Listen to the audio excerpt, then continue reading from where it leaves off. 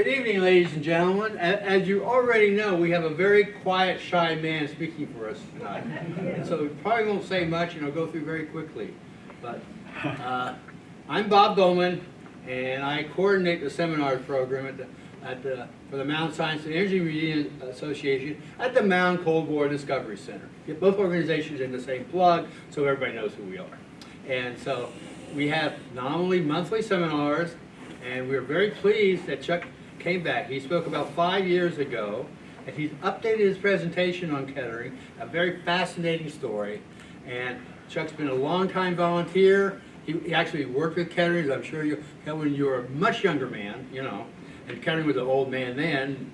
Are you older than Kettering now than when he passed away or not? Do you know? A little bit. A little bit, see, so I want to put it in perspective. So I'm not going to hold it up any longer, and we'll welcome Chuck to give us a presentation on Kettering and Dayton history. Thank you. Thank you. Actually, I could go on and never get to Kettering, but I won't. Anyway, I put this thing together, and I put all the slides together that I had from my original talk. And I've had so much research that you'll see that now says, this. I just added that today, it says volume 2, because the talk I gave 5 years ago is enough information in there, I had to cut some of it out. And I might mention something else I've done. I think everyone's familiar with UDLLI. Yeah, sure. I overran the time there, and they changed me the next time. I had to do 2 sessions rather than one. This is going to start out a little bit different. I think you'll enjoy it. He didn't give you all of my bio, but the bio's in there. I want to give you as much time as possible. But the bio, after I left the Kettering Foundation, I worked there from 1957 till 1963.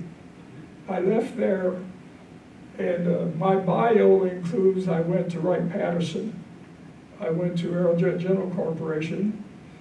I went there for 14 years. That contract, and I was always a contractor.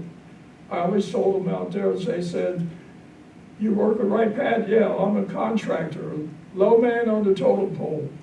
But we do all the work. I hope there are no Wright-Pat people in here or service people, but great people out there. I was out there 44 years. But so on my bio, I put on there Aerojet General Corporation. I left Kettering and went to Wright-Pat to Aerojet General Corporation. That job lasted 14 years. That's one contract. That contract lasted for 14 years. So I think they must have been happy with us. But then that contract ended, and then I got with another company, an engineering company doing IT, and that job lasted 10 years. So with the 6 years with Kettering and the 14 years, that's 20, and 10, that's 30. A couple other jobs, I said that was enough. So I retired in 2001. And then I started doing these talks. I say this because a unique historical seminar, it's about the Charles F. Kettering Research Land in Yellow Springs. I won't talk too much about it now because my slides tell the story. But I had graduated from Central State College in 1956. I graduated with a degree in chemistry. It was kind of funny because when I went to Kettering to get a job, I had a degree in chemistry, but the other thing I had worked with my dad. My dad had his own company, Johnson Electric Plumbing and Heating Service in Xenia, Ohio. And so I started work with him when I was 13. Then I didn't know how important that was, but I worked with him for about 6 years, doing every kind of electrical, plumbing, and heating job, but I still wanted laboratory work. And so a friend of mine told me about this lab up in Yellow Springs. So I went up there and met Bill Treehorn. Someone here said they knew Bill Treehorn. He was my boss. And I had a degree in chemistry, and I had all this work I'd done with my dad. They had lots of chemists. They didn't need another chemist. They had this job open, so I went to work in the electronics department. Best thing I ever did, because it was because the whole laboratory there was doing photosynthesis, biological work and everything. And the electronic department was supporting all of these other people. It fit right in with what I knew chemistry and I knew electronics, and that worked fine. So I stayed there for 6 years. Enough in the beginning. See, this is what happens to you when I get started. Okay. The Charles F. Kettering Research Lab, Ridgely Terrace to Yellow Springs and beyond. I'm going to start at the very beginning for Kettering, but I'm going to go through it pretty quickly. I have to go over here too. Okay, there's Mr. Kettering, and people called him Boss Ket, but at the laboratory, we called him Mr. Kettering, or Mr. Ket. The Boss Ket, probably still people knew him as, but we called him Mr. Kettering. And that's a younger Mr. Kettering, and that's an older Mr. Kettering. Of course, when he came to Dayton, he went to work for Everyday Deeds. Can everyone hear okay? Yeah. Okay. Deeds was general manager of NCR at the time. And he, at that time, early 1900s, everything was becoming electrical. And so the cash register was mechanical at the time. He wanted to make it electrical. He was an electrical engineer himself, but being general manager, he didn't have time to actually work on it. So he had a friend at Ohio State. He called the friend up at Ohio State and said, send me an engineer. And that engineer was Kettering. And actually, as it goes, Kettering really didn't want to go. He was from up north. He already had a job waiting on him. But his professor convinced him to go down and talk to them. They're doing great things down there. He came down and met with Deeds, and they clicked. He and Deeds were just great. They got great together. And so he was hired. He was hired in the inventions department, and he worked probably a couple of years. He electrified, invented a small motor that would fit in the cash register. I'm going to have to make the long story short here. They got together, and Deeds, this is Deeds' barn. That was the barn at 319 Central Avenue in Dayton, Ohio, and that was behind Deeds' home on Central Avenue, and he had a workshop upstairs. And so Deeds was still, Kettering was still working at NCR, but they tinkered in the evening. That Deeds' barn, they had a workshop upstairs. First thing he did, invented a better ignition system for automobiles. And he took about a year to do that. It was such a great thing compared to what other cars had. They went to Detroit. He got a patent on it. They went to Detroit and talked to the Cadillac company. Henry Leland they talked to. They loved the idea. It really worked great. And so they ordered, I've heard several terms going through history, 5,000, 8,000, 12,000, whatever. It was a lot of things for them for the next year's model, the 1912 Cadillac. Problem is, the only thing Deeds and Kettering had was his home workshop. They had a patent, and all they had was his home workshop. And they looked around for someone else to do it, to manufacture these starters, and they couldn't find anyone that would tackle the job. It was going to be a little expensive to do it. What they did then, they started a company. You may have heard of that company. Delco Products. Kettering and Deeds started Delco Products. And it was an interesting thing. I'm a volunteer at Caroline Park now. When I talk to kids, when I talk to people there, I tell them interesting thing about Delco Products. It's now all over the world. It's a huge company. millions and millions of people know Delco, but they don't know that D stands for Dayton, Ohio, which I find very significant. Delco is everywhere, but D stands for Dayton. But anyway, so they became very, very successful at that, at the Delco, because they had a patent. Anyone else, any of the other cars that wanted to use it had to get it from Delco. So they were very, very, very successful.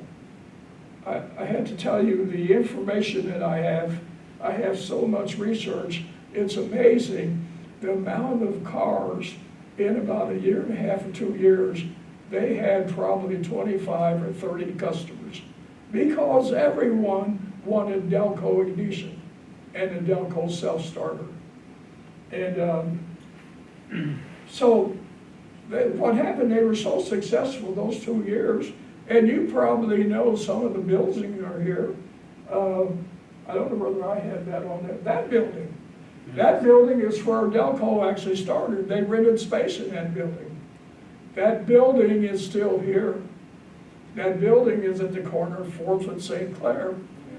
It's St. Clair Lofts. That's where Delco started.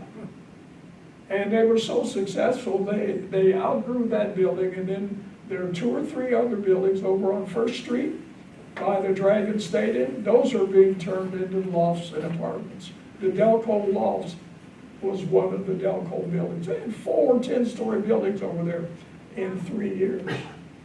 Now, can you imagine that? They started off with Deej Barn, and in 3 or 4 years, they had 4 10-story buildings. They were very, very, very successful. And that's him with the self-starter, a model of the self-starter. That's the 1912 Cadillac. That was the first car with a self-starter. And that actually is in Deej Barn and Caroline Park.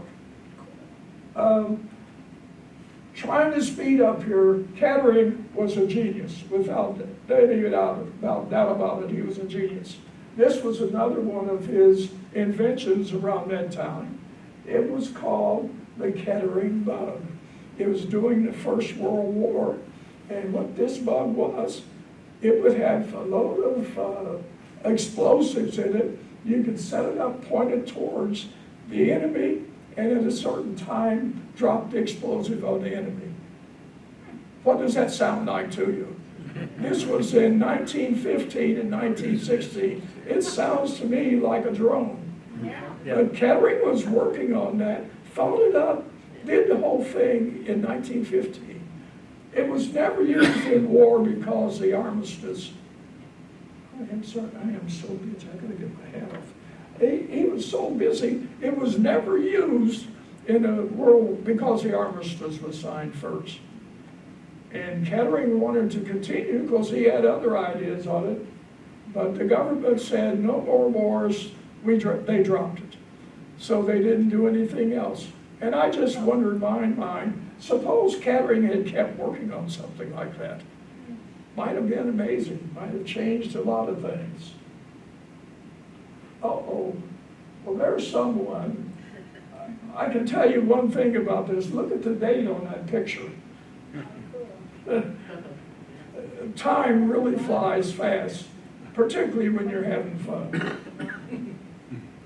That's where I got an awful lot of information, and that's the Wright State Archives. 136 boxes of Kettering stuff. I think I've been through almost all of them. But that's the Wright State Archives. Okay, the Olive K yachts. Boss Cat was interested in diesel-powered ships, and he bought, that's the Olive K. His wife's name was Olive K. He named the first ship after Olive K. The Olive K Portview. It had diesel engines, and but then he bought another one. He bought this in 1929, I think, in June or something like that. I've got it in there. He didn't like the engines. He didn't like the way they worked. So he redesigned the engines to his specs, went back to the Winton Engine Company, and had them build him another yacht with his design engines. Just the kind of person he was. And I won't go through every one of these now. The original yacht was called the Luanco. He bought it from Bay City, Michigan, and renamed it the Olive K1. If you're interested in a lot of these details, you can go back and look at my volume 1. But there are a lot of interesting stories with that.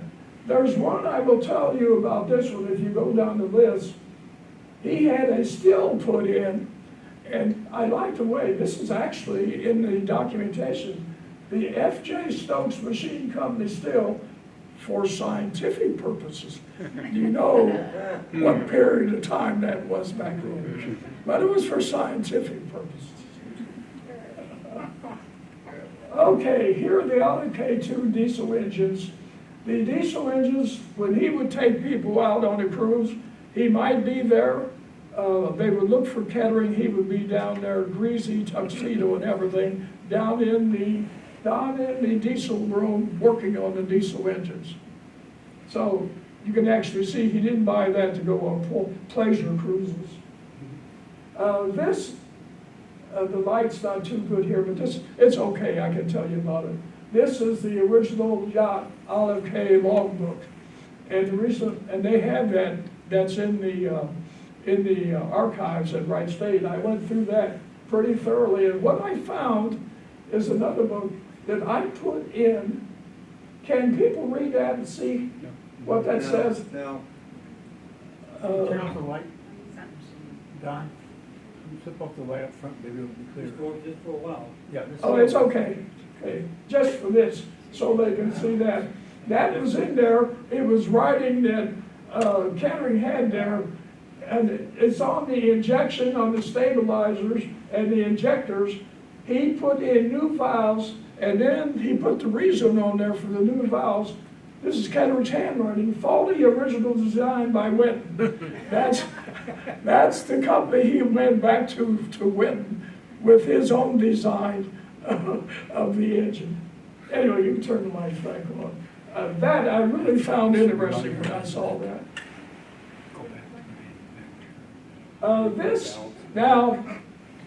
This we had to step ahead several slides. On that, there's Kettering is up there, and this is the Burlington Ralph Zephyr, and that's Ralph Budd, who owned the Burlington Ralph Zephyr.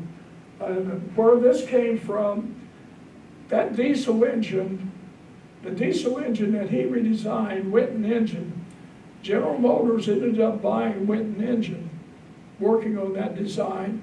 That formed General Motors EMD, the electromotive division, which actually started all the diesel engines. No one can tell me that the reason they bought EMD is because of Kettering. He went back up and said, here's what we want to do, boys. That's the way he talked.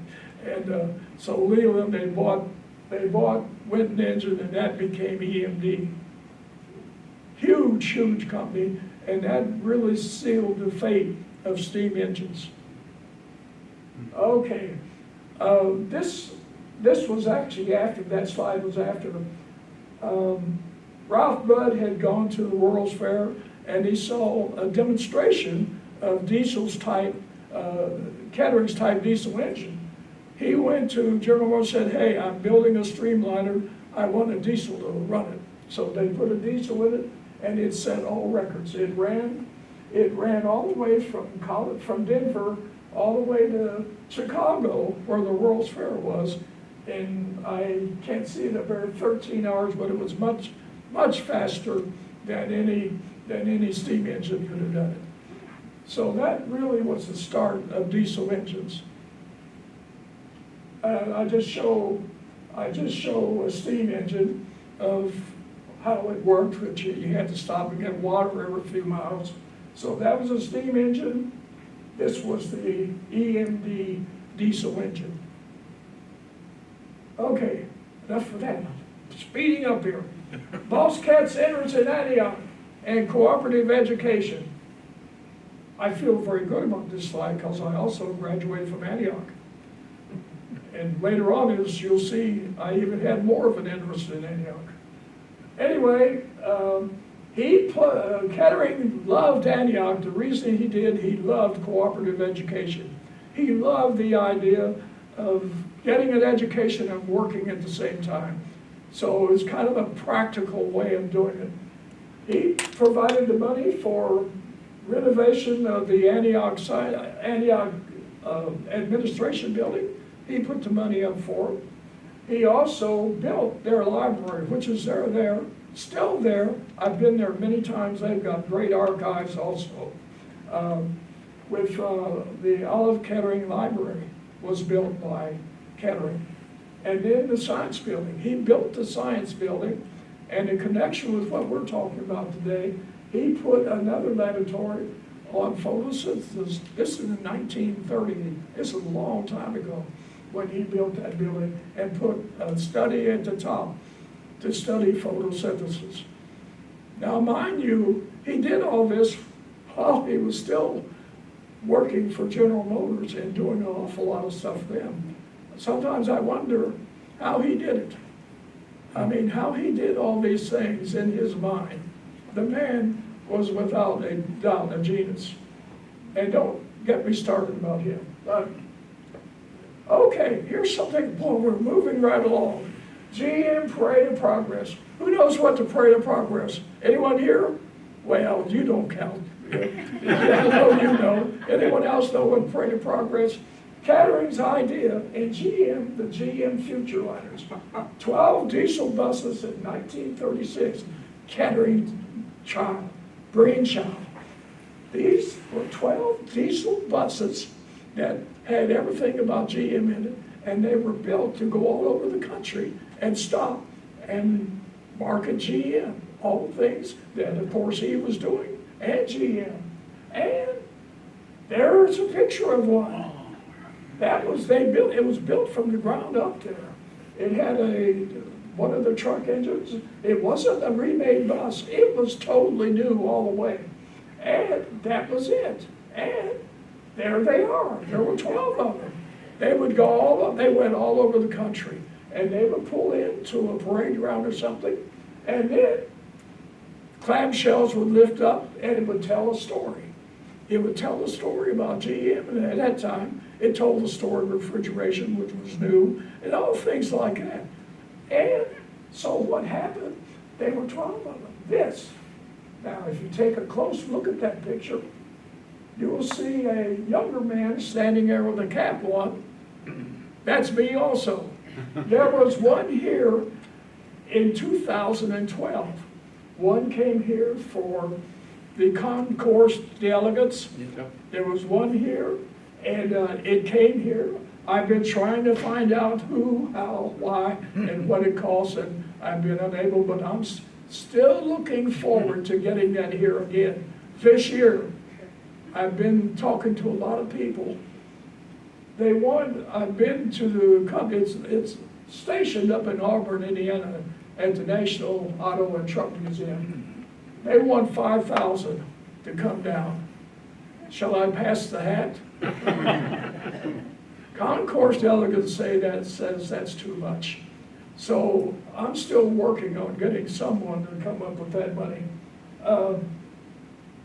This is what the cockpit looks like. It's 10 or 12 foot high. This bus is really high. That's what the cockpit looks like. And this, is it going to work? Yeah, good, it's working. That's what it sounds like. And it doesn't ride, and it only comes on a trailer. And to get it anywhere, it has a trailer it comes on with a crew of 2 or 3. But that's what it sounds like. And can you imagine? And the reason I have that picture, when it was here, I got a chance to ride on it. Okay, and there I am again. I'm going to have to be careful. I'm getting my picture too much here. That's another volunteer at Caroline Park. We both got a ride on it when they were parking it. So anyway, that's Parade of Progress. I would love to get it here again. I'm still working on it. Concourse d'Elegance is in September, so on Sunday. I would love to get it here. I've been talking to so many people. I can't afford it, but maybe I could find someone who can. If you know anyone who'd be interested in that, any car people or anyone. Okay, we got through volume 1. That's Charles and Olive Kettering, 1945. And so what happened, we're getting into volume 2. In 1946, Olive Kettering contracted cancer, pancreatic cancer, and died in 1946. I never found anything documenting it, but in my mind, that's when he decided to retire. Now, he had been so active at General Motors and all other things, but in 1947, he retired from General Motors. And you might think retirement, he would just go somewhere and sit down. Absolutely not. He had retirement interests, and I say retirement interests here, but not retirement. He was interested in these things. Photosynthesis, he did that lab in 1930 to study. While he's at General Motors, he's doing all of these things. The man was a literal genius. Often they say that he was second in patents to Thomas Edison. But I don't know that Thomas Edison did all the things that Kettering did while he was doing it. I think, in my mind, maybe Edison's inventions were for making money. I'm not sure Kettering's inventions were always for making money. There. So photosynthesis is what we're talking about now. Ridgely Terrace, Kettering's Dayton home. I know people have seen that. It's still there. It's part of their Kettering Health Network now. What Kettering did, and there's Mr. Kettering sitting in his office. This is in the basement of Ridgely Terrace. That's his office there. And so what he did, he tore out a swimming pool. He tore out a gun thing there. He tore out a bowling alley. And he put in a laboratory in the basement of Ridgely Terrace. And that is his basement there. I do like to say one thing in there if everyone can see. If you see that, there are these leather pockets on each side of the table. It was a pool table, it was a billiard room. He tore the billiard table up, and that was his conference table. This here is the guy that hired me. That's Bill Treehart.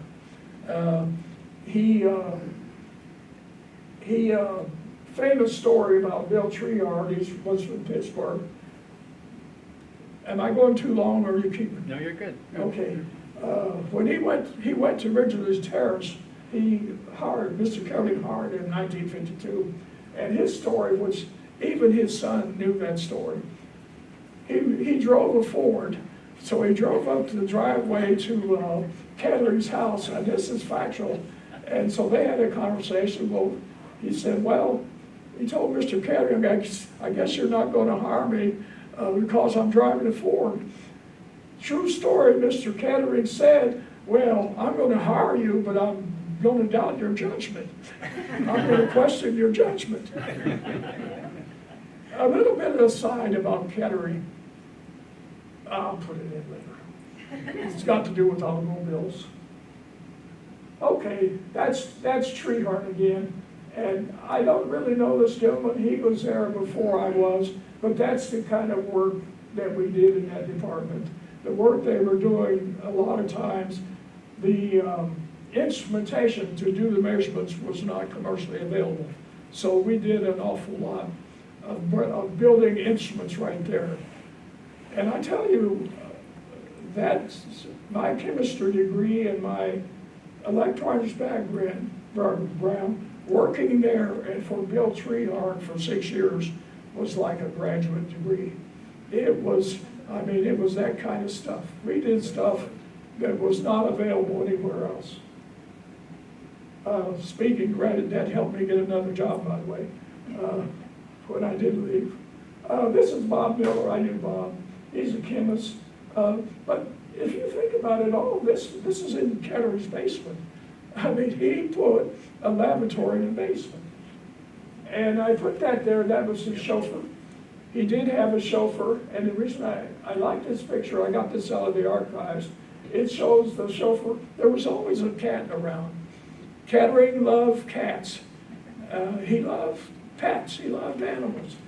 And I put that in there because I'm a cat lover also. Right now, I only have dogs, but at one time, my wife and I had 15 cats, all strays. But another short story, one of them was a family.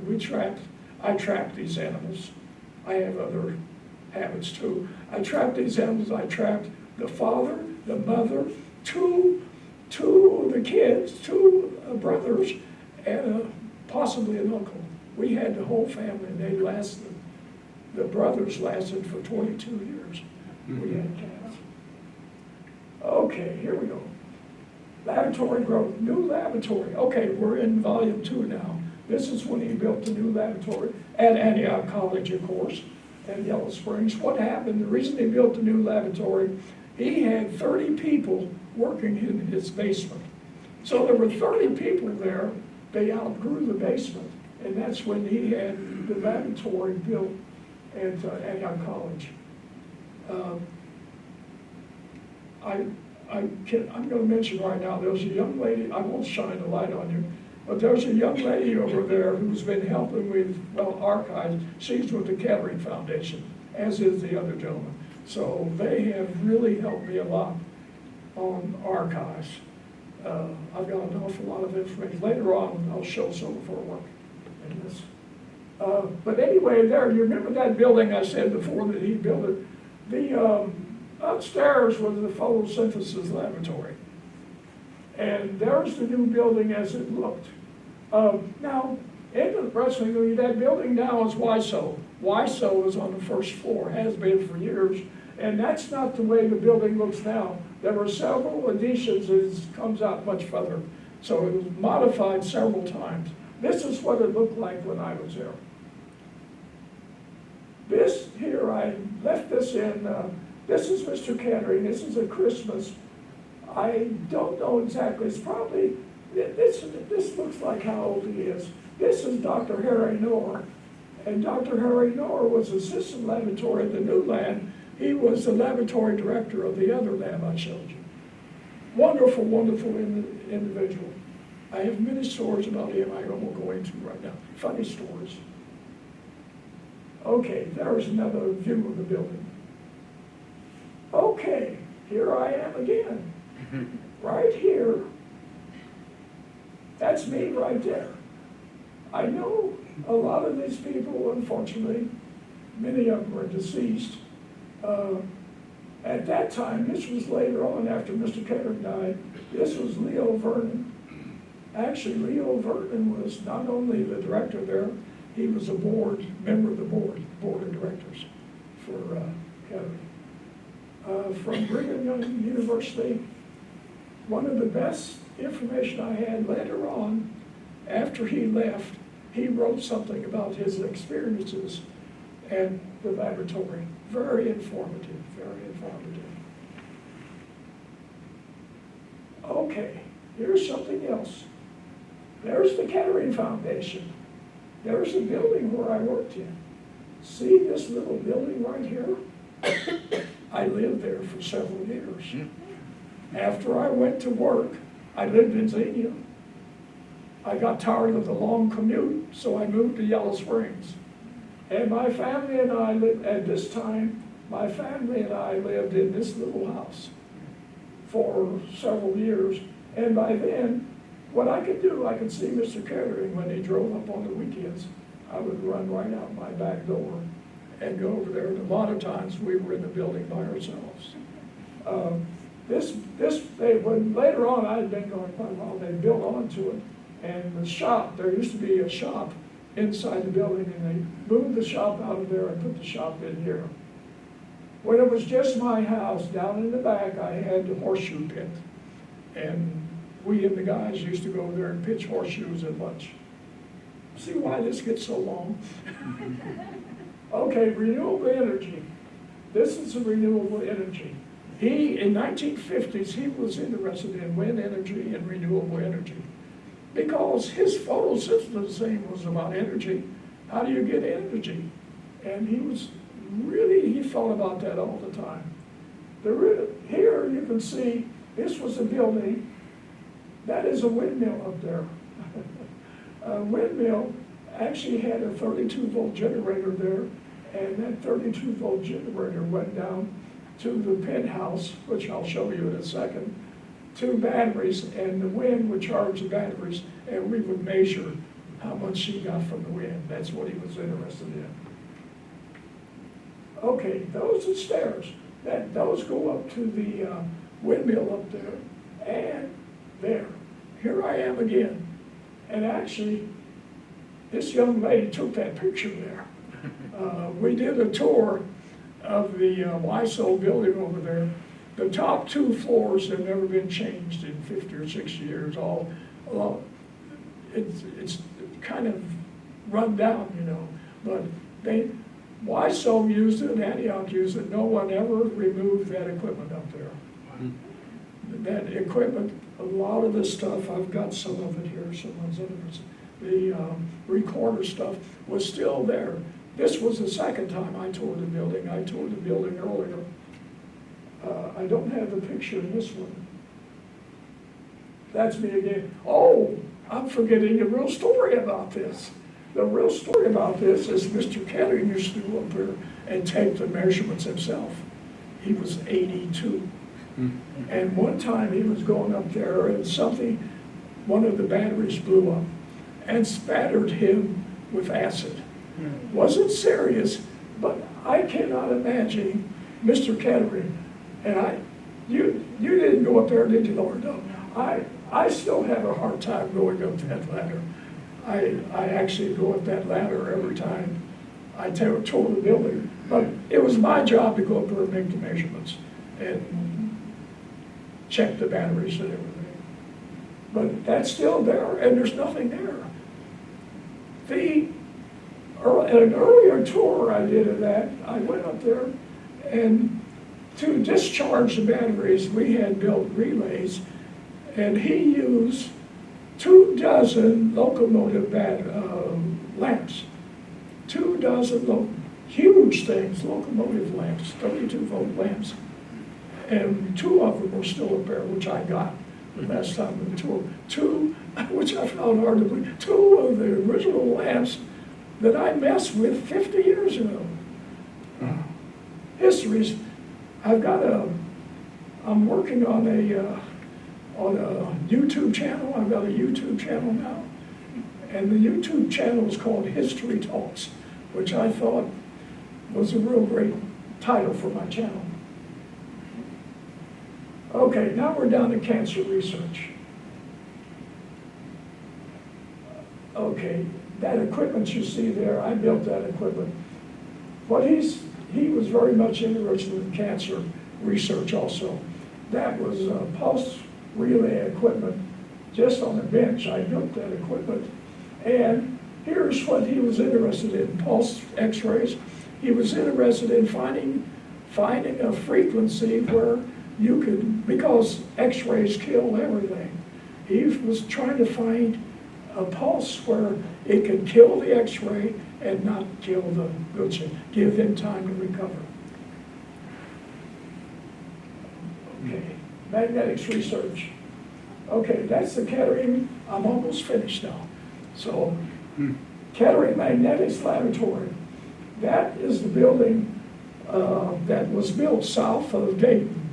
South of Dayton was built. I've been trying to find that location. I haven't found it yet. But it was built where Dorothy Lane, is it Dorothy Lane down there? Yeah, Dorothy Lane down there. It's right there. There was nothing there but a farm. Kettering owned 93 acres down there, a 93-acre piece of land. And when he wanted to build a magnetics laboratory, he actually built them all over the country. Anywhere he went, he built a magnetics laboratory. But he built that, and that is equipment I built. You can see, it's funny, it's a vacuum tube up there. There used to be something called vacuum tubes. I'm not sure many people know what those are now.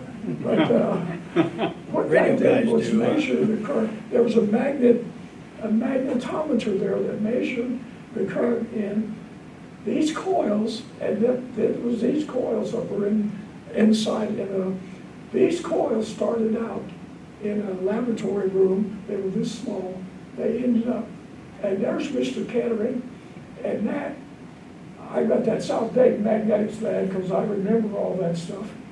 This was a projector beam that went all the way 50 feet down to a mirror and came back. So it was a 100-foot radius, and that is a scale. He's making readings on that. I always noticed he always liked to stick his tongue out. He was enjoying himself. There, that little thing you saw in the thing, that came into these coils. And what these coils did, this tube goes all the way back to where he's reading. This actually reduces all the magnetism in around these coils running through it, drops the magnetism to zero. And there you can see that's the mirror there. That's the mirror that would be at the very end of it and sit at that. There's Mr. Kettering with William Piper Sr. Mr. Kettering owned 3. There's his executive plane, a private seaplane. This is just some people, all the people he had that once he got the plane, he got it in 1947. All of these people would be people that worked at GM, and he took them for a ride. That is the Springfield Airport. This is that red line.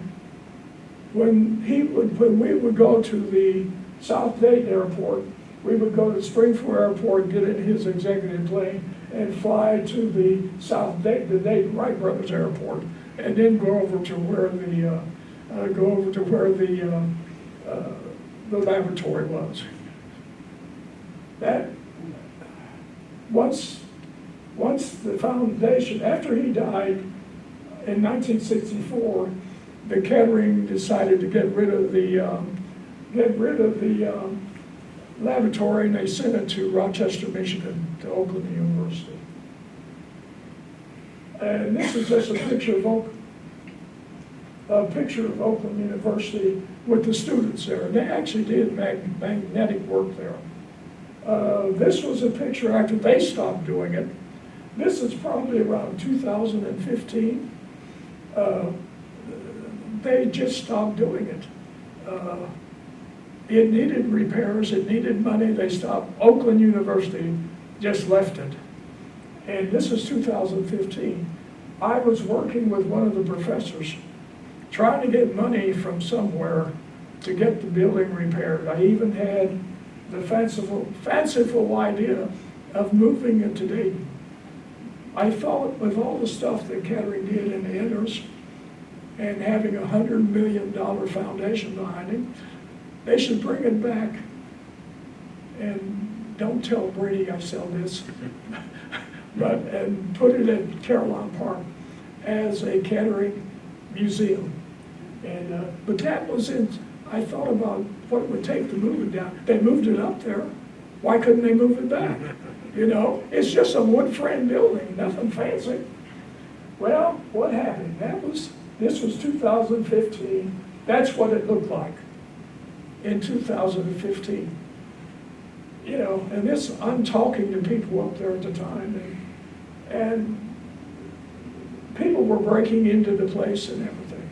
Anyway, the Beyond. Let's go through the Beyond real quick. That's Bill Trehard, the guy that fired me. He worked for the Kettering Foundation for 30 years. He retired. After he retired, work he was doing at Kettering Foundation, he ended up going to Epcot Center and was still doing work that came from Kettering Foundation. I don't know whether it's still there or not, but at Epcot Center. Interesting thing when I say history talks. Just yesterday, I ended up talking to his son. Because when I worked there, his son was probably 8 or 9 years old. His son now is retired, a not retired, he isn't still working, but he's a genius in his own right. He has over 10 patents himself. He does on knee, he's at a, what do you call a proactive place. He's an expert in knee surgery and stuff like that. I finally found him, and I had been trying to talk to him 10 or 15 years ago. We had a great conversation and about his dad. And he also had met Mr. Kettering several times. Okay, this is what he was working, air, water, sun, make fertilizer. He's got, his dad had patents on it, and he's got the rights to the patents now. That's another story. Okay, there's Bill Treehorn. Xenium develops method of mine water purification. He was really into nitrogen fixation and that kind of stuff. Okay, that's me again. That's the tour I was just at. That's the third floor of the Kettering building. And that is me also. You can see that the cabinets and the sinks and everything, it's just like that. It was just like that when the laboratory was there. They've never done anything to the building. And then I'm pointing out the different stuff that's there, that's just like it was. Now, let me tell you something. Do we have another 5 minutes? Sure. Watch this. This is something I keep finding out. And when I say history talks, I've got so much stuff. You see, I bought 3 ring binders. I've got 10 of those full of stuff about Kettering. But this, let's see if this works. This is the laboratory. And the sound isn't, oh, you know what? I think that's my fault. Okay, well, we're not going to add the sound because it's not any. This I just found maybe 3 or 4 days ago. I mean, I dig for some, I just happened to find this on YouTube. Some student broke into it and took this video. This is not an official video, but all the work I've been looking at trying to find a picture, I'm trying to find a picture of what the lab looked like up there, and I accidentally run into this video. It's amazing, that's it. And then this, the other thing I got, unfortunately, this is paper from the Oakland news, the college newspaper. It's articles about the laboratory years and years ago. Years and years ago, that's when the Kettering Magnetics Lab, OU's unknown attraction. There, that's the building, that's what it looks like. And I did run into something else where they said the roof needs repairing, and someone said it would take, one article I had said it would take $200,000. Can you imagine that building? You could build a whole building, to me, for $200,000. But I think they didn't want to do it, you know, they'd had enough of it. There. And there's another article. Magnetics Laboratory. This is years ago when they were actually doing it. It attracts attention. And then this is the one that really destroyed me. I just got that a couple weeks ago. That article just destroyed me. After been working on that for 15 years and thinking there might be a chance to make it a museum, but I got that article. And reading the article, they just didn't want to mess with it, you know. They said they couldn't get the money to do it, and I'm thinking even for that money, the Kettering Foundation might have been interested. It's education.